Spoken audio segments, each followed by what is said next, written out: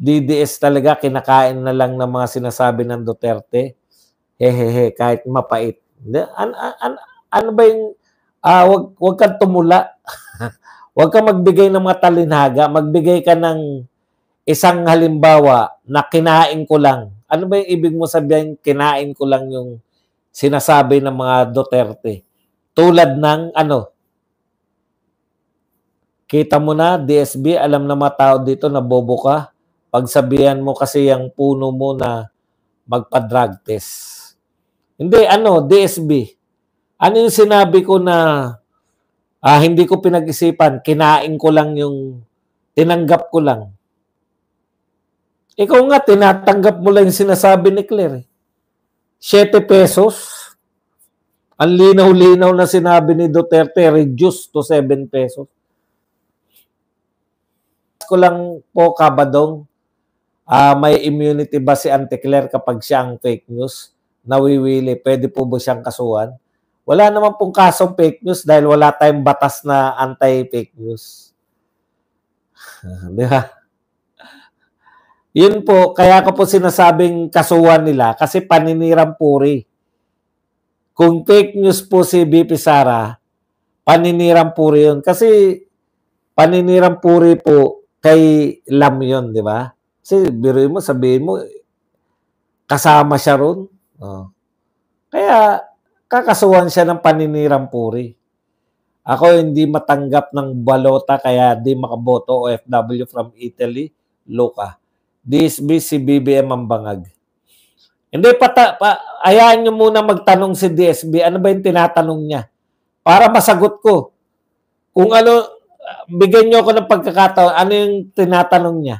Para masagot natin. Kasi yun yung kinakatwiran niya. Hindi raw natin kahit sagutin. Ano ba yung tinanong niya?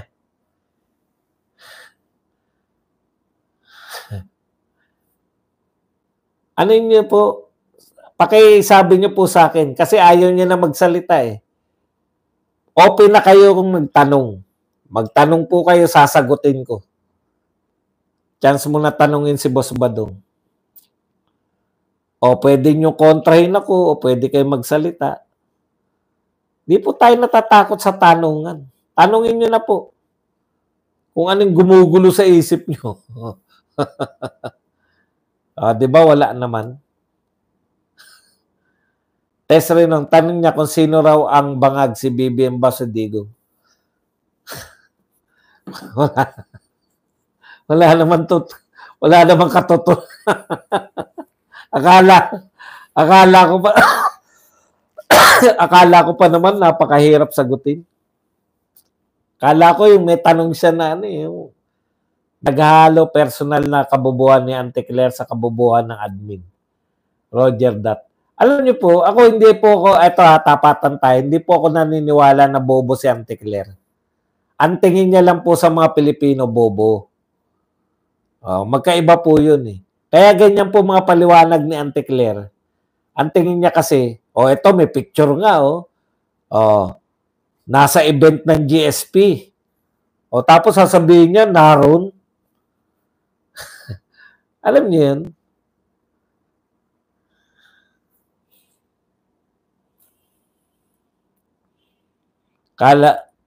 Sige, tanong-tanong pa. Abogada si BP Sara, so she knows the law. Yung revelation niya in relation dun sa police report ng LA Police. So bakit ang sabi ni Claire fake news? Kasi nga daw si First Lady raw narito sa Pilipinas uma-attend ng GSP.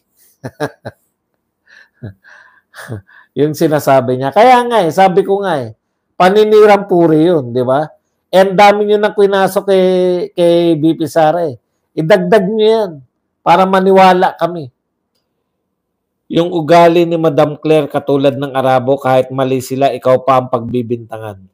So that means fake news ang LA Police. Di dapat kasuhan ng LA Police for the fake news. Hindi po. Wala pong batas doon ng fake news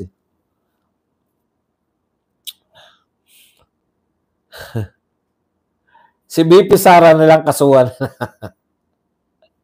na all may subway. Subway sa ilalim ng lupa.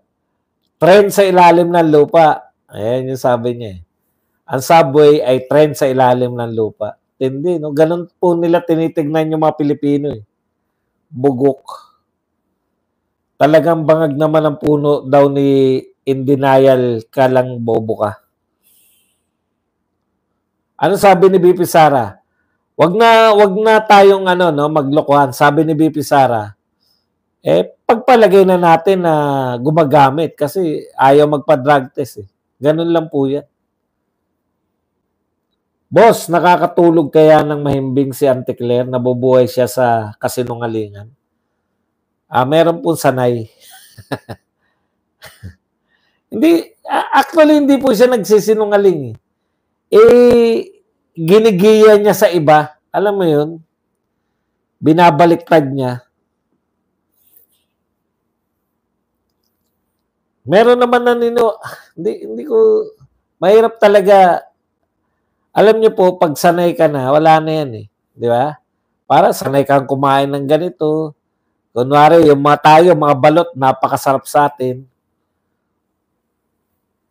Kawawa naman kayo DDS ng away na lang alam. Wala ka namang katotohanan. Huwag niyo na pong sagutin siya. Wala po siya. Tuwan-tuwa po siya, nagbibilang po siya walang sense. Nakakababa ng pagkatao pag sinagot nyo pa siya. May mga sense naman pong bumabanat, di ba? Eddie Moorcroft, baka Subway sandwich lang ang kalabasan na naman yan, Subway sa ilalim ng lupa ni Bangag. Tsaka yung pangako niya po, talagang katulad niyan, halimbawa po natin si BBM. Dami pong pangako niya, wala po sa kanya yun. Hindi matupad ang pangako at wala na po, sanay ka na Sanay ka na ngangako na hindi mo tutuparin. 20 pesos, payang-paya po siya. Charmy Vlog, thank you very much Kuya Bad sa info, keep it up. Subway project ni Boboem, pag-aaralan pa niya. Actually, alam niyo po, kay Tatay Digong po yan, no? Kahit na balibaliktarin nila kung kanino yan, kay Tatay Digong yan. Ang magke-claim na yan, yung presidente na magtatapos.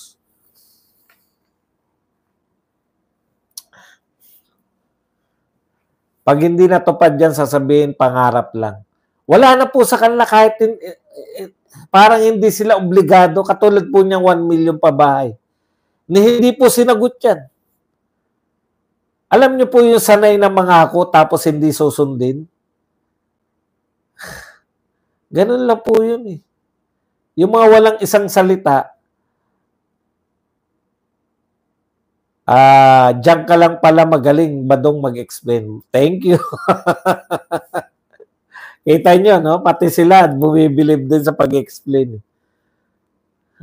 Tama po yun. Kala ko sasabihan mo lang ako ng bobo. At least, alam mo na magaling ako mag-explain. I mean, 2 years daw matatapos na. Hindi nga po. Sabi nga po ni, ano ba yung pinag-uusapan natin, health or wealth coach? Yung Subway ba? Hindi nga po, di ba sabi nga po ng kanyang transportation secretary, DOTR, si Vince Dizon, hindi po matatapos. Baka mag-partial operation sa 2032. Ang layo naman yun, 2028 Tapos na siya. Oo nga, pangarap lang. Wala po silang wala po silang anong tawag doon? Yung mangako ka na hindi matutupad, okay lang. Yun po, talent yan, talent. Pero di mo ma-explain kaso ng Duterte na pinagtatakpan mo lang. Bakit ko po i-explain? Hindi naman ako nagkaso dyan.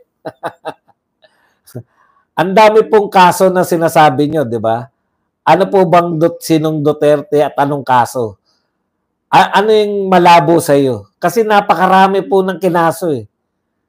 Magbigay ka po ng isa po, ano po yung kinaso at na gusto mong malaman? Kasi kung hindi ko alam paano explain, sasabihin ko sa iyo, hindi po ako magmamarunong. 'Di ba? Pero wag mo sabihin na hindi ko kayang explain yung kinakaso. Kaya kinakasuhan, alam ko nga kung bakit sila kinakasuhan. 'Di ba? Kaya kinakasuhan kasi walang proyekto amo mo.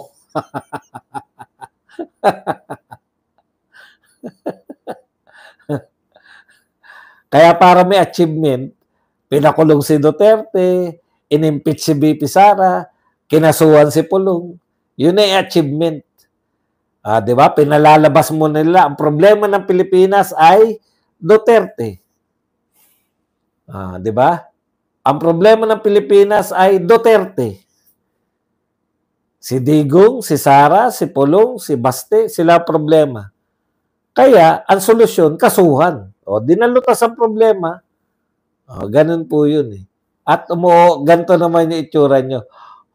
Oo nga. Binubudol na naman kayo.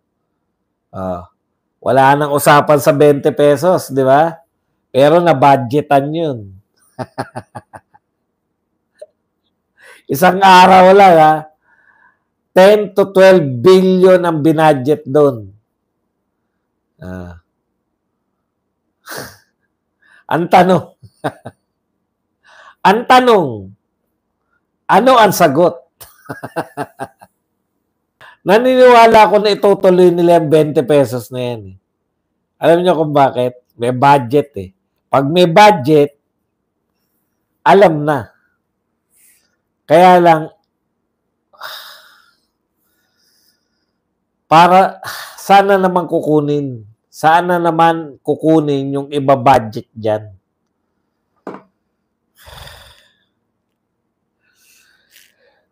Yun ang problema natin. Tad na tayo sa utang, yung budget natin, mas malaki po ang ginagastos kaysa pumapasok. Deficit po tayo sa budget. Ang system, mangungutang, magbebenta, wala pong katapusan. Kaya tigil-tigilan nyo na yung paninisi sa pangungutang kay Duterte. Sa rate po ni Marcos, mas malaki pa po ang inuutang ni Marcos kaysa kay Duterte na mayroong visible project.